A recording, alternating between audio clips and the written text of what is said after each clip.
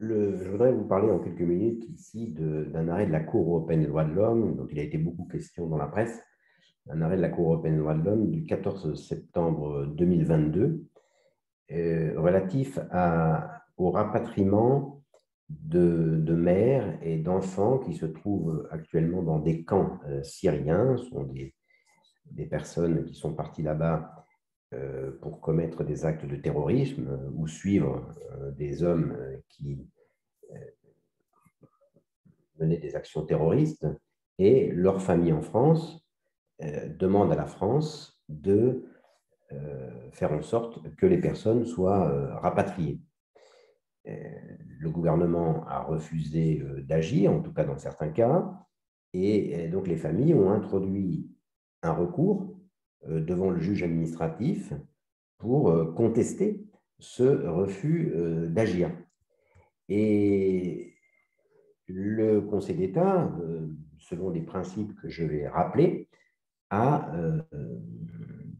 jugé que cette décision d'inaction ne relevait pas de son contrôle.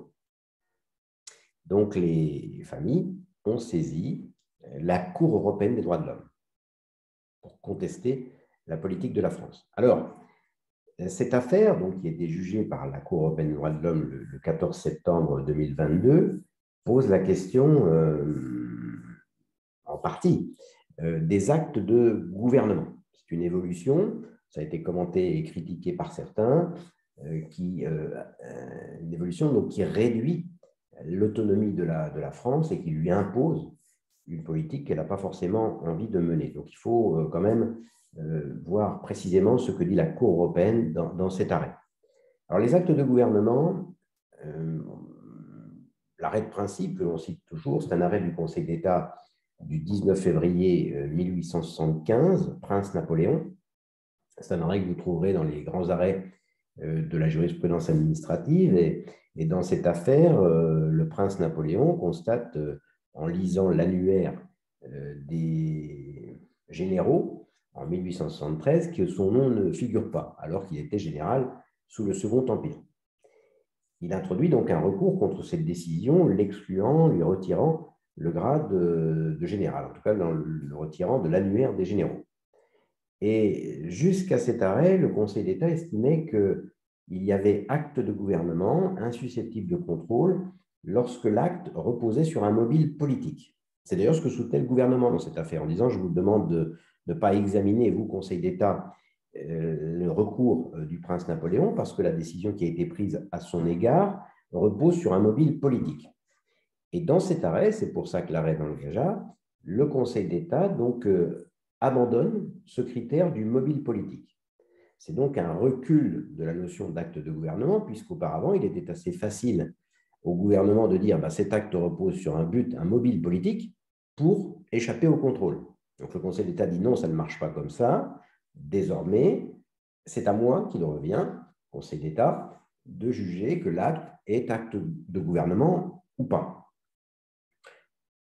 Il faut naturellement relever que l'arrêt est rendu en 1875, c'est-à-dire 3 ans après le vote de la loi de 1872, 24 mai 1872, qui accorde au Conseil d'État la justice déléguée.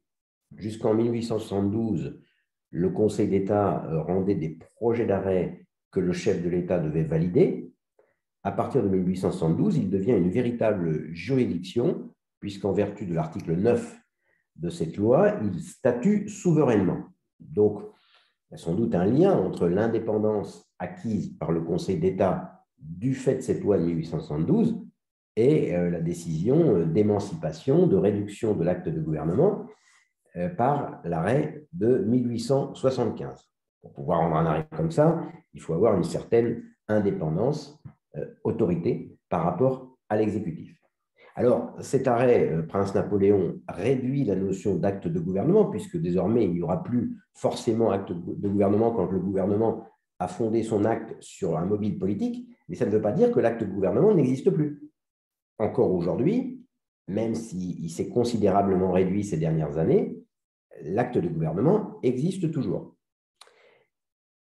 Cette notion d'acte de gouvernement est souvent contestée dans un régime, dans un état de droit, comme on dit, parce que ça veut dire donc qu'il y a des actes de l'exécutif qui échappent au contrôle du juge. Or, nous sommes dans un système où on a l'impression qu'il n'y a pas de salut s'il n'y a pas de juge. Donc, c'est un peu étonnant que des actes soient insusceptibles de recours.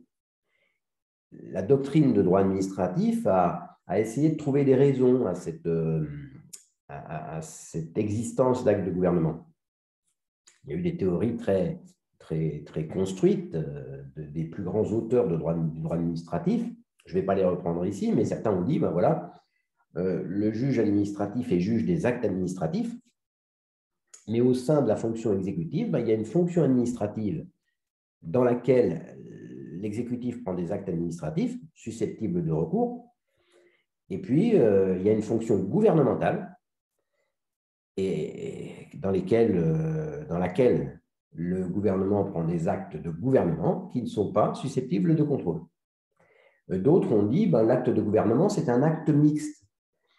Il me semble que c'est Michel Virali qui a soutenu cela, en disant voilà, le plus souvent, les actes de gouvernement sont des actes de l'exécutif en relation avec les autres pouvoirs, Parlement, Conseil constitutionnel, ou avec l'ordre international, relations étrangères. Et donc, ces auteurs disent le juge administratif est juge de l'acte administratif. Il n'est pas juge de l'acte de gouvernement parce que l'acte de gouvernement, c'est un acte qui n'émane pas seulement de l'exécutif, mais qui est en relation avec le Parlement. Or, le juge administratif n'est pas juge du Parlement. Louis Favoreux, qui défend une juridiction constitutionnelle, estime que si le Conseil d'État ne se déclare pas compétent pour connaître des actes de gouvernement, parce que le juge naturel de ces actes est le juge constitutionnel. Cela étant, le juge constitutionnel, normalement, ne se déclare compétent que lorsque la Constitution lui a donné compétence. Il ne s'approprie pas, normalement, les compétences. Donc, voilà les théories qui ont été développées pour expliquer que dans un état de droit, il y a des actes qui échappent au contrôle. Je vous disais ensuite, il y a deux catégories d'actes de gouvernement, les actes de l'exécutif en relation avec les autres pouvoirs. Par exemple, quand le président de la République décide de dissoudre l'Assemblée nationale, pas de juge, de recourir à l'article 16. Et puis, il y a des actes de gouvernement dans les relations internationales. Je vais me focaliser là-dessus, je ne vais pas tout reprendre, parce que c'est ça qui m'intéresse ici. Dans les relations internationales, par exemple, a été qualifié d'acte de gouvernement la décision du président de la République de reprendre les essais nucléaires en 1995. C'est un arrêt du Conseil d'État du 29 septembre 1995, association Greenpeace France. La décision du président de la République en 1999 d'engager des forces militaires en Yougoslavie. Conseil d'État, 5 juillet 2000, Maigret. La décision de suspendre l'application d'un traité international. Conseil d'État, 18 décembre 1992, préfet de la région contre Mamedi, M-A-H-M-E-D-I. Voilà des exemples donc d'actes que le Conseil constitutionnel a considérés comme non détachables des relations internationales. Ce sont des actes de gouvernement. Alors en revanche, quand l'acte est considéré comme détachable, et c'est le Conseil d'État qui le dit, eh bien, il est susceptible de recours. Alors, j'en reviens maintenant à l'action des familles dont les filles, les petits-enfants sont en Syrie et qui reprochent à l'État français son inaction de ne rien faire pour rapatrier. Donc, ces familles ont saisi le juge administratif, le juge des référés liberté, donc dans l'urgence, en soutenant que le refus de l'État français de prendre les mesures permettant le rapatriement des familles de djihadistes portait atteinte à une liberté fondamentale. Et à l'occasion d'un recours porté par l'une de ces familles qui demandait le retour de la fille et des 3 enfants mineurs, eh bien, le juge des référés, c'est une décision que j'évoquais tout à l'heure, du 23 avril 2019, Conseil d'État 23 avril 2019, numéro 429 668, numéro 429 668, qui est commenté à l'AJDA 2019, page 1644, par M. Slama. Et donc, dans cette affaire, le Conseil d'État juge que le refus par l'État français de prendre les mesures pour rapatrier cette famille française avec 3 enfants mineurs, cette femme française avec 3 enfants mineurs, n'est pas détachable de la conduite des relations internationales de la France. Donc, c'est un acte de gouvernement. M. Slama, dans son commentaire à la JDA, relève que le Conseil d'État indique qu'aucune juridiction n'est compétente pour connaître de cet acte, de cette inaction. Selon lui, il n'est pas le seul à le dire, mais il le dit dans cette note, si le Conseil d'État prend soin de relever que lui n'est pas compétent, mais aucune juridiction non plus n'est compétente pour connaître de cette inaction, c'est parce que le Conseil d'État veut fermer la porte à une demande éventuelle qui pourrait être faite de solliciter l'avis de la Cour européenne des droits de l'homme, ce qui est une possibilité qui existe maintenant pour le Conseil d'État depuis quelques années. Il dit non, ce n'est pas possible. Le Conseil d'État avertit parce qu'aucune juridiction ne peut être amenée à se prononcer donc, sur cette inaction de l'État français dans le rapatriement des familles françaises qui se trouvent dans les camps syriens. Alors, M. Slama conteste cette solution en indiquant qu'il serait bon de distinguer parmi les actes de gouvernement les actes de gouvernement que le gouvernement prend dans ses relations avec les autres pouvoirs politiques parce que ces décisions font l'objet d'un contrôle politique. Si le président de la République décide de dissoudre, eh bien, il y aura, la dernière fois qu'il l'a fait, enfin, hors cohabitation, il y a eu une sanction, c'est que le président de la République se représente devant le peuple et le peuple peut lui dire non, ne pas lui donner la majorité. En revanche, quand il s'agit d'un acte de gouvernement dans la conduite des relations internationales, il n'y a pas de juge. Et là, il serait bon, dit M. Slama, il serait bon donc que le Conseil d'État se déclare compétent et donc abandonne la notion d'acte de gouvernement. Vous voyez, c'est une interprétation qui consiste toujours à renforcer l'emprise du juge. D'ailleurs, toujours à propos de ce refus de rapatriement d'une femme de djihadiste, les requérants ont tenté une autre stratégie. Ils ont tenté de soutenir que l'impossibilité que la décision de 2019 que je cite démontre, l'impossibilité de contester un acte de gouvernement méconnaîtrait le droit au juge qui est garanti par l'article 16 de la Déclaration des droits de l'homme. C'est l'interprétation du Conseil constitutionnel. On doit pouvoir saisir un juge. Alors là, on ne peut pas, puisque l'acte est un acte de gouvernement insusceptible de recours. Mais donc, les justiciables ont tenté, c'est une affaire qui a été jugée le 9 septembre 2020, numéro 439 520, les justiciables ont tenté de soutenir que la difficulté qu'ils avaient, donc de poser une question prioritaire de constitutionnalité. Le problème, c'est qu'il n'y avait pas vraiment de loi. Or, la question prioritaire de constitutionnalité suppose que l'on conteste la constitutionnalité d'une loi. Donc, ce qu'ils ont fait dans cette affaire donc, jugée le 9 septembre 2020, ils ont soutenu que les articles L211-1 et L211-2 du Code de justice administrative qui définissent les compétences de la juridiction administrative méconnaissent le droit au juge. Ce sont 2 articles qui disent, voilà, dans quel cas le juge administratif est compétent. Ces articles méconnaissent le droit au juge, le droit au recours garanti par l'article 16 de la Déclaration des droits de l'homme, puisque ça exclut le recours quand l'acte est qualifié d'acte de gouvernement. Mais le Conseil d'État, dans sa décision du 9 septembre 2020, a refusé d'entrer dans cette démonstration et il a considéré que l'incompétence de toute juridiction pour connaître des actes qui ne sont pas détachables de la conduite des relations internationales, des relations extérieures de la France, ne procède pas, cette incompétence ne procède pas des articles L211-1 et L211-2 du Code de justice administrative. Il a donc refusé de poser une question prioritaire de constitutionnalité à ce sujet, à propos de ces 2 articles, au Conseil constitutionnel. Voilà donc la solution française rendue par le Conseil d'État dans 2 affaires, selon 2 cheminements différents. Le refus de rapatriement est un acte qui ne relève pas du contrôle du juge administratif.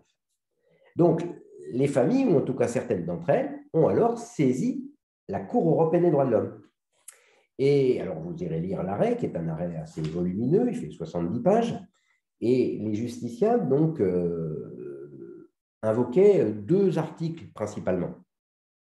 L'article 3 de la Convention européenne des droits de l'homme qui stipule que nul ne peut être soumis à la torture ni à des peines ou traitements inhumains ou dégradants. On dit, voilà, les familles sont en Syrie dans des camps contrôlés par des forces armées non étatiques. Ces familles subissent des traitements inhumains ou dégradants. Donc la France commet une violation de l'article 3 qui interdit de tels traitements.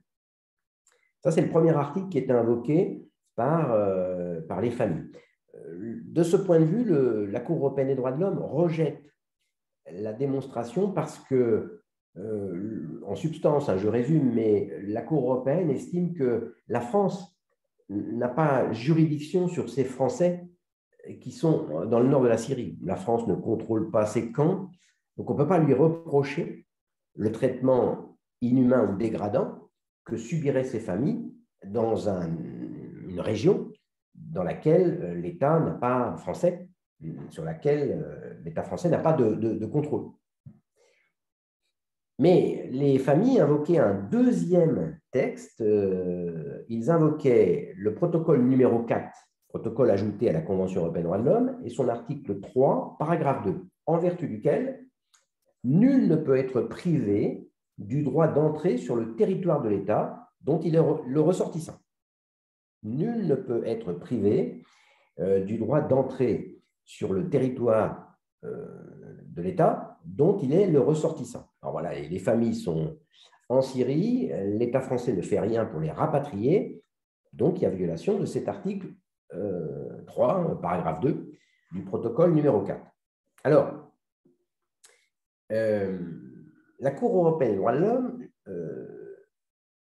ne suit pas les justiciables qui auraient voulu que la Cour consacre une interprétation dynamique du droit d'entrée sur le territoire français pour un ressortissant français. Interprétation dynamique qui aurait consisté à reconnaître une obligation pour l'État d'agir à l'extérieur de son territoire pour rapatrier ses ressortissants. Vous comprenez bien que d'un côté, on a l'article qui dit la France ne peut pas interdire à quelqu'un, un Français, d'entrer sur son territoire. D'accord. Mais la France peut dire nous, on ne s'oppose pas pour l'instant. Les gens sont en Syrie, on ne fait rien pour les rapatrier, on ne s'oppose pas à ce qu'ils rentrent. Mais les victimes, les parents des victimes voulaient aller plus loin, dire non seulement la Cour européenne donc interdit à la France d'empêcher quelqu'un français de rentrer sur le territoire, mais en plus, interprétation dynamique, il faut que la France prenne des mesures pour permettre que les personnes soient rapatriées. Et donc là, la Cour européenne des droits de l'homme refuse, c'est le principe, de suivre les victimes, les familles des victimes, dans cette voie. La France, en vertu du protocole numéro 4, ne peut pas empêcher un ressortissant d'entrer sur son territoire, mais elle n'a pas, c'est le principe, à prendre des mesures, à agir pour rapatrier des personnes françaises qui sont retenues ailleurs. Pas d'obligation, aucun droit, dit la Cour, c'est le paragraphe 255, aucun droit à une protection diplomatique que devrait exercer un État contractant en faveur de toute personne relevant de sa juridiction. Alors ça, c'est le principe. Cela étant, ensuite, donc pas de droit général au rapatriement, mais ensuite, la Cour considère qu'il peut y avoir des exceptions et des hypothèses dans lesquelles on doit attendre une action de l'État quand il y a des circonstances exceptionnelles. Et justement, là, on a des circonstances exceptionnelles. La Cour européenne en énumère, je crois, 6. Elle dit donc, il n'y a pas un droit général au rapatriement, mais par exception, il peut y avoir obligation pour l'État d'agir. Les circonstances exceptionnelles, eh bien, c'est que les femmes et enfants sont retenus dans des camps contrôlés par une force non étatique, une force armée non étatique, donc il n'y a pas la garantie d'un État.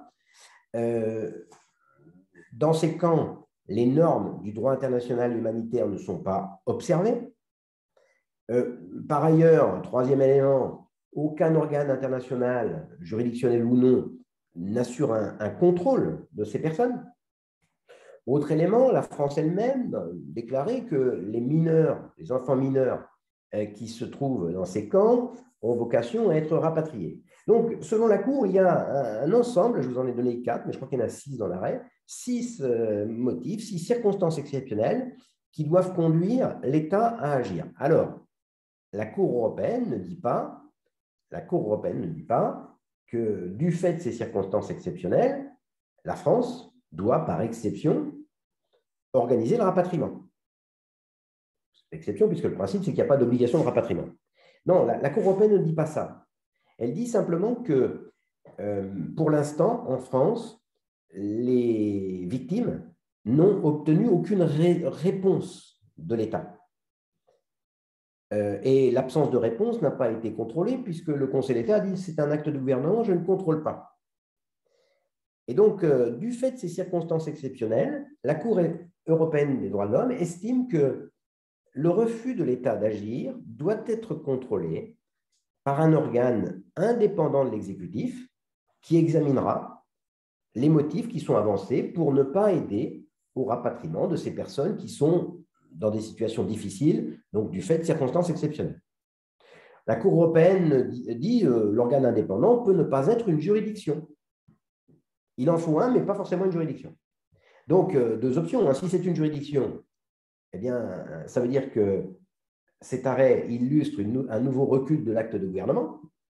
Le Conseil d'État avait dit « moi, je ne contrôle pas, le refus d'organiser un rapatriement est un acte qui ne relève pas de ma compétence ». Et la Cour européenne dit « ah si, il faut qu'il y ait un juge qui contrôle ».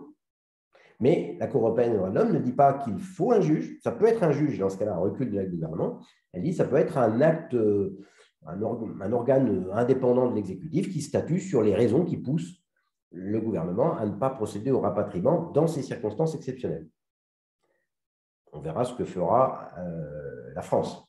Alors, cet arrêt illustre néanmoins une évolution que l'on connaît depuis une trentaine d'années, une évolution en vertu de laquelle la Convention européenne des droits de l'homme est un instrument qui est utilisé pour réduire le domaine de l'acte de gouvernement. Je vais vous donner 2 exemples. Et je terminerai là-dessus. Un traité, en vertu de l'article 55 de la Constitution, un traité est supérieur à la loi si l'autre partie le respecte également. C'est la condition de réciprocité. Condition de réciprocité. Jusqu'à un arrêt du Conseil d'État du 9 juillet 2010, Conseil d'État 9 juillet 2010, Cherlet-Benseghir, CHERLET-Benseghir, BENSEGHIR, numéro 317 747, le Conseil d'État, le juge administratif, ne vérifiait pas le respect de cette condition de réciprocité. Il posait la question au ministre des Affaires étrangères. Est-ce que un justiciable demande d'appliquer un traité que la France a conclu avec un autre État? Est-ce que cet autre État respecte le traité? S'il le respecte, le traité est supérieur à la loi, article 55, sinon il peut être écarté. Et donc, le Conseil d'État demandait l'interprétation qui s'imposait à lui au ministre des Affaires étrangères, qui suit les négociations, et donc qui est l'autorité la mieux placée. Et le problème s'est posé dans une affaire donc, jugée par le Conseil d'État, qui avait confirmé cette obligation de demander l'avis du ministre des Affaires étrangères qui donnait l'interprétation, est-ce qu'il y avait réciprocité ou pas. C'est un arrêt du Conseil d'État du 9 avril 1999, Madame Chevreul-Benkedache. Et vous voyez, Madame Chevreul-Benkedache demandait l'application d'un traité franco-algérien qui garantit que les grades et diplômes d'enseignement délivrés en Algérie et en France, dans les mêmes conditions de programme de scolarité et d'examen, sont valables de plein droit dans les 2 pays. Donc, Madame Chevreul-Benkedache a un diplôme de médecine qui a été délivré par l'Université d'Alger. Elle demande à pouvoir s'inscrire au tableau de l'ordre des médecins en France. Et l'ordre des médecins refuse en disant certes, vous avez un diplôme de docteur en médecine de l'Université d'Alger, mais l'Algérie ne respecte pas ce traité. Quelqu'un qui a un diplôme en France de médecin ne peut pas exercer en Algérie. Et donc, conformément à sa jurisprudence, le Conseil d'État avait demandé l'avis du ministre des Affaires étrangères qui avait confirmé qu'effectivement, l'Algérie ne respectait pas le traité, donc ce traité ne prévalait pas sur la loi. L'affaire a été portée devant la Cour européenne des droits de l'homme, et la Cour européenne des droits de l'homme, dans un arrêt du 15 mai 2003, Chevreul contre France, a jugé que cette obligation pour le juge de renvoyer la question de la réciprocité à une autorité exécutive, le ministre des Affaires étrangères, violait l'égalité des armes, qui est garantie par l'article 6 de la Convention européenne des droits de l'homme. Tout justiciable a droit à l'accès à un tribunal indépendant et impartial qui statue selon les règles du procès équitable. Vous voyez là, quelqu'un a un différend avec l'État, et c'est une autorité de l'État qui dit le texte n'est pas appliqué par l'autre partie, donc il ne s'applique pas. Donc c'est une autorité de l'État qui peut faire pencher le litige dans un sens favorable à l'État. La Cour européenne des droits de l'homme a dit violation de l'égalité des armes, et c'est pour ça que dans l'arrêt du 9 juillet 2010, M. Cherley Ben-Seguir, eh bien, le Conseil d'État indique qu'il sollicitera toujours l'avis du ministre des Affaires étrangères, mais qu'il ne sera pas tenu de le suivre. Évolution, vous voyez, évolution qui est commandée par la jurisprudence de la Cour européenne des droits de l'homme. Auparavant, l'exécutif avait la haute main sur la notion de réciprocité et il perd ce contrôle au profit du juge. Et autre exemple très important, l'interprétation du traité. Un justiciable demande l'application d'un traité, mais il faut l'interpréter. Eh bien, jusqu'à un arrêt Gisti du 29 juin 1990, de la même façon, le Conseil d'État jugeait que quand il y avait un doute sur l'interprétation d'un traité, il fallait demander l'avis du ministre des Affaires étrangères. Là encore, c'était un traité franco-algérien et il fallait appliquer la notion de majorité. Le Gisti soutenait que c'était la majorité au sens algérien qui s'appliquait. Or, en Algérie, à l'époque, la majorité, c'était 19 ans pour les garçons et 21 ans pour les filles.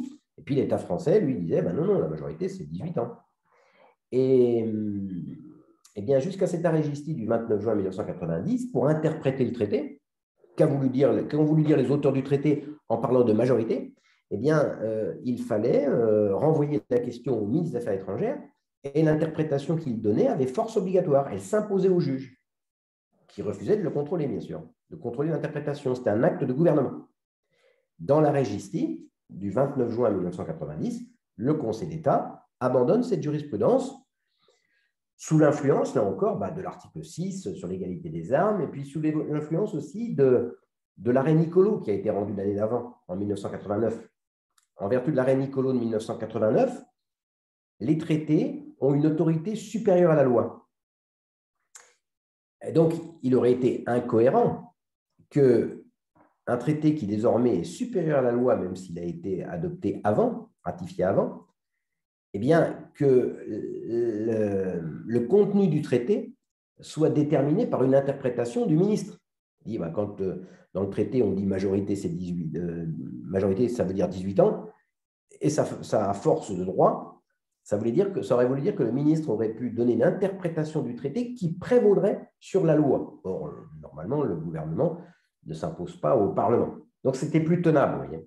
Mais enfin, toujours est-il que vous voyez ces deux exemples, interprétation, application de la théorie de la notion de réciprocité, sous l'influence d'arrêt de la Cour européenne des droits de l'homme, marquent un recul de la notion d'acte de gouvernement.